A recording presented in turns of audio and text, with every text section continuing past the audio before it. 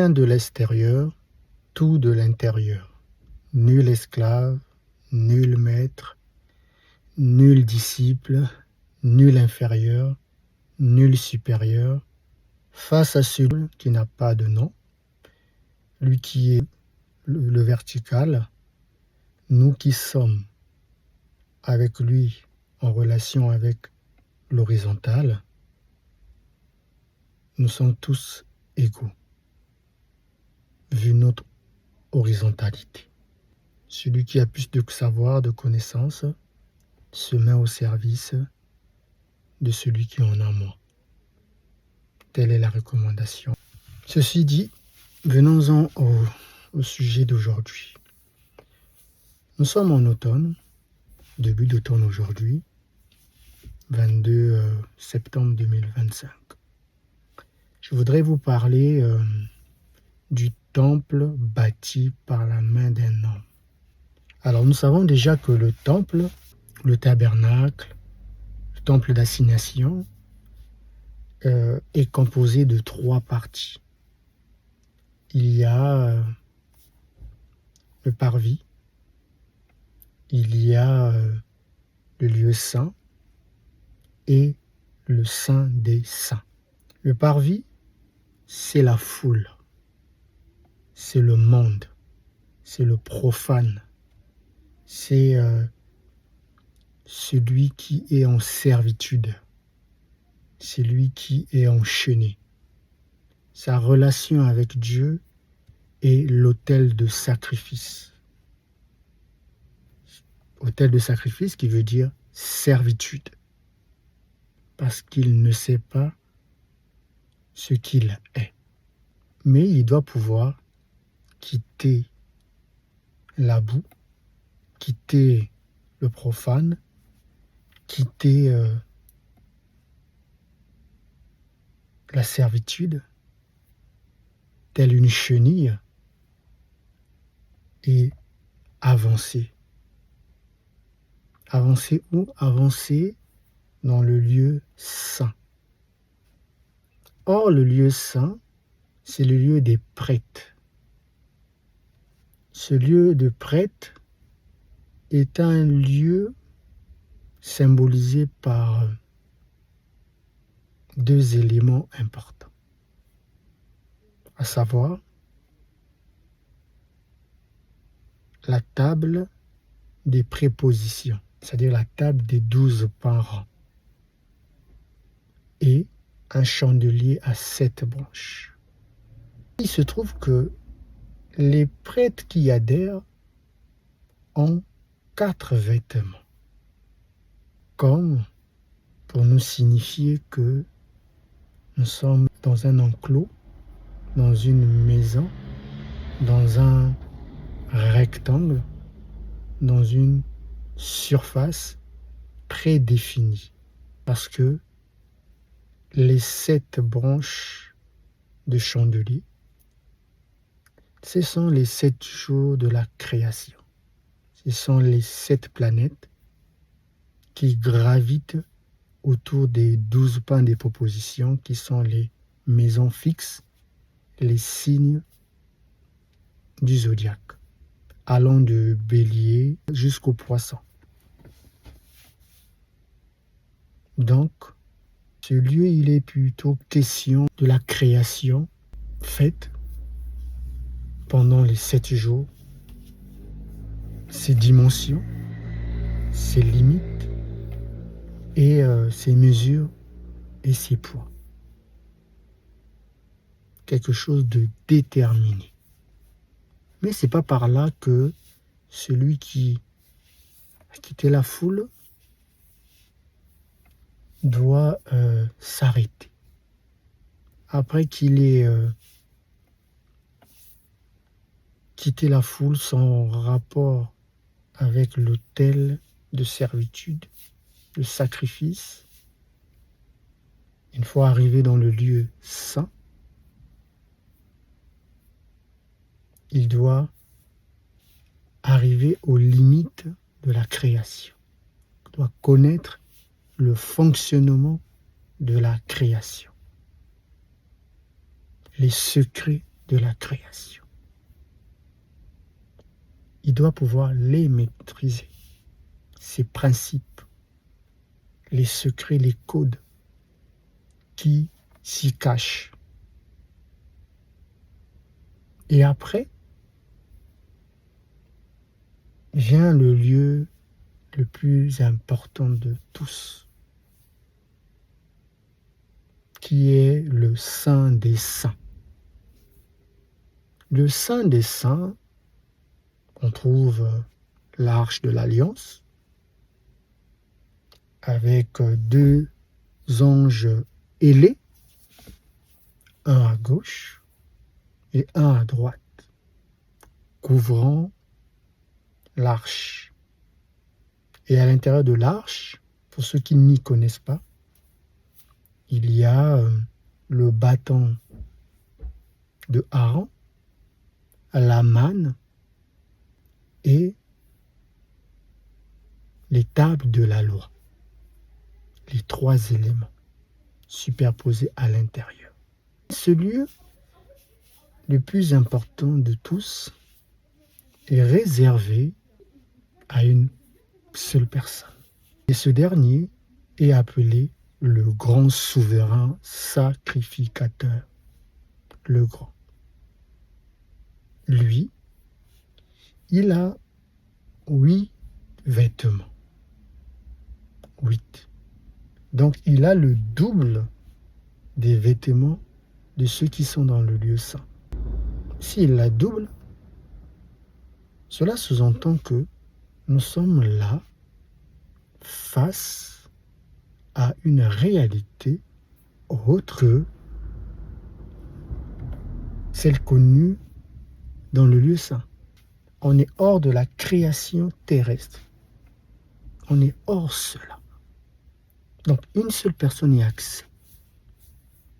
Et cette personne qui a accès, il a accès une fois l'an. Waouh! Une fois l'an. Et à quelle période qu'il a accès? Figurez-vous que c'est en automne, dans l'explication biblique.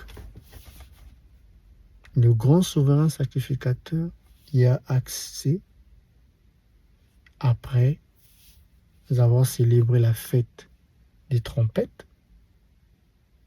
10 jours après, il doit y accéder, le fameux jour de Yom Kippour, le jour d'expiation, et se présenter au peuple pour leur bénir. Se présenter à la foule dans les parvis pour leur bénir. Le fameux jour de l'expiation. Et 5 jours plus tard, vient la célébration de Sukkot. La fête de la pluie, la fête des tentes, la fête du tabernacle, la fête du temple. Voilà le fonctionnement du temple bâti de la main d'un homme. Lorsqu'on ouvre nos livres d'évangile, on nous dit que ces choses ont été l'ombre à venir du Christ, du Mashiach. Christ nous dira, ne savez-vous pas que le corps de l'homme est le temple de Dieu et la maison de l'Éternel? Et là, il ne s'agit plus en fait du temple bâti par la main d'homme qui était un modèle, une image, une préfiguration. Alors si le temple de Dieu est le corps de l'homme, donc l'homme a aussi ce processus, a aussi ces différentes étapes d'intériorité et non de l'extériorité. Comme je l'ai dit, rien de l'extérieur, tout de l'intérieur. L'homme doit pouvoir se couper du parvis, du bruit du parvis, des cris du parvis, du rapport avec l'autel de sacrifice, qui est l'extériorité, à pouvoir marcher pour entrer dans le lieu saint.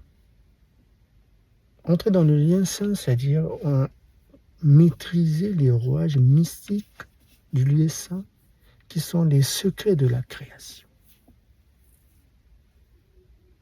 Donc jusque-là, c'est une démarche, un chemin initiatique de l'intériorité.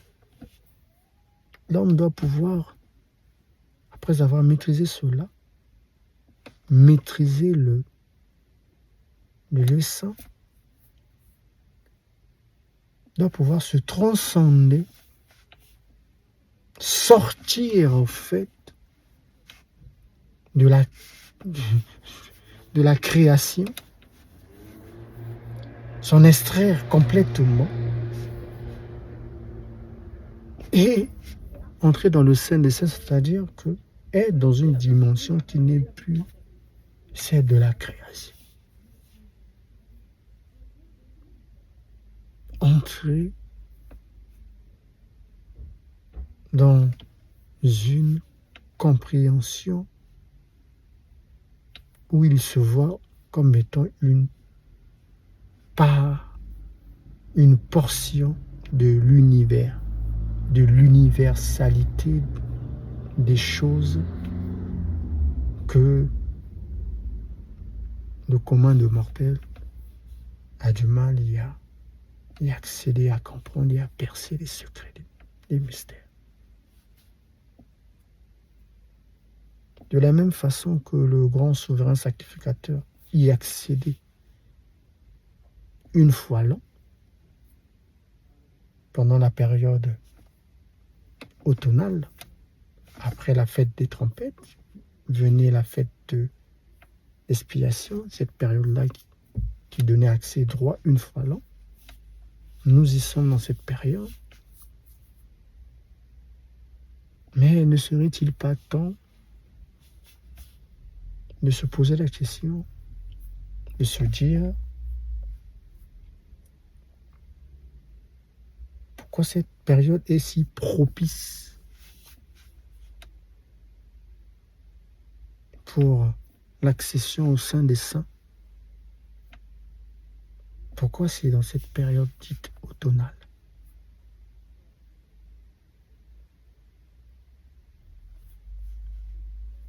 « 22 septembre 2025, 9e mois de notre calendrier grégorien, oui.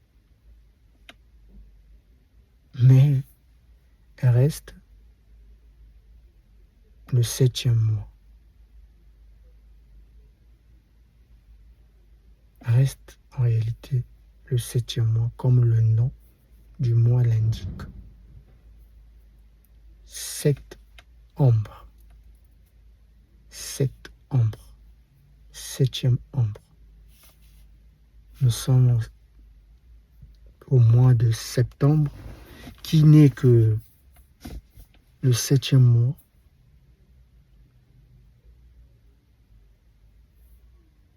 7 qui parle des 7 jours de la création, ce chiffre, et qui parle du moment auquel le lieu saint et ses rouages et ses systèmes et ses mystères favorisent le passage vers l'accessibilité au sein des saints. C'est dans cette période du 7e mois, donner accès au sein des saints, une fois, là, dans cette période automnale, à cause du nom du mois, 7 ombres, 7e mois.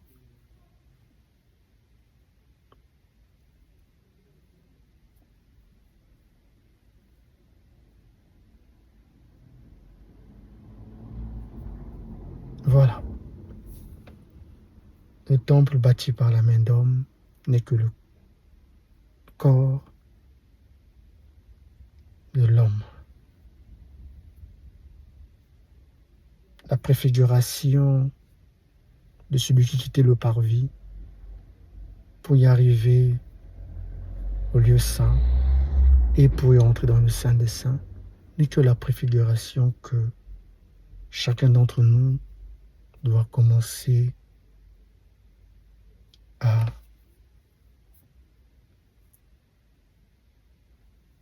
y réfléchir.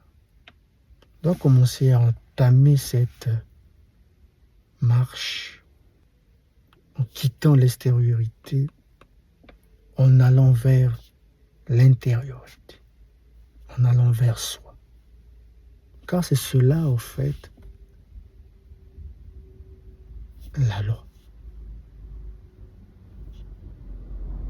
En hébreu, il est dit halakha.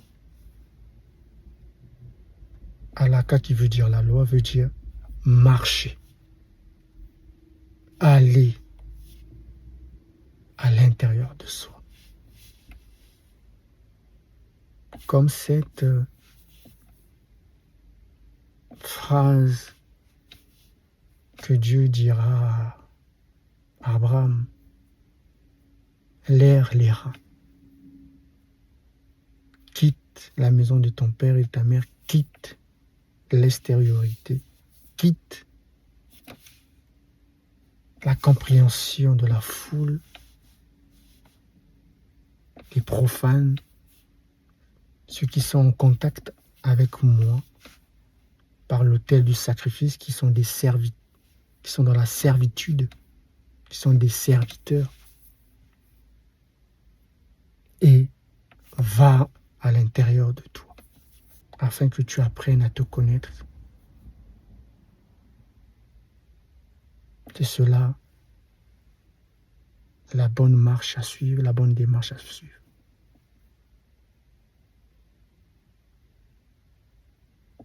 Et non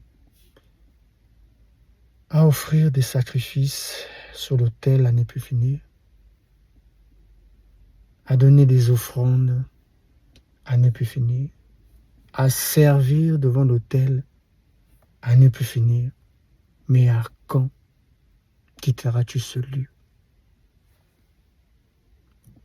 Quand quitteras-tu ce lieu pour enfin aller dans le lieu saint, aller à l'intérieur? Quand quitteras-tu ce lieu pour arriver dans le lieu saint et aller dans le Saint des Saints? Et enfin, comprendre qui tu es. Quelle est ta place dans l'universalité? Parce que Christ, c'est une cosmogonie. La cosmogonie, c'est la création de l'univers et de ce qu'il renferme. C'est cela le Saint des Saints.